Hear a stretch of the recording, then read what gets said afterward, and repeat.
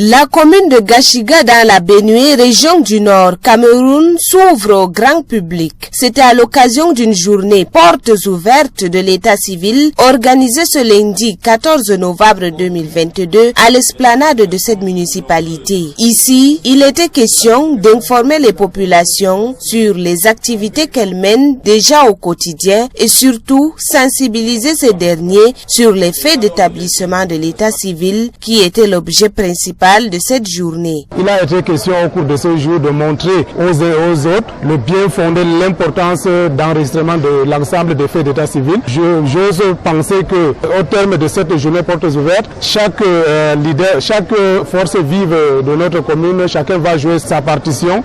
Ils vont relayer les informations sur l'importance des documents d'état civil au niveau des populations qui n'ont pas pu effectuer le déplacement pour la commune de Gashiga. La journée portes ouvertes de la commune de Gashiga avec pour thème enregistrement des femmes et des filles à l'état civil, une interpellation collective a donc toute sa place vu la situation alarmante des enfants et surtout des filles à l'âge scolaire sans acte de naissance et encore plus celles dans les classes d'examen. Pour les responsables du Bureau national de l'état civil, cette journée était donc une occasion à ne pas manquer pour la sensibilisation. À la suite de l'évaluation, nous avons donc recueilli jusqu'à 8000 élèves scolarisés du CM2 sans acte de naissance.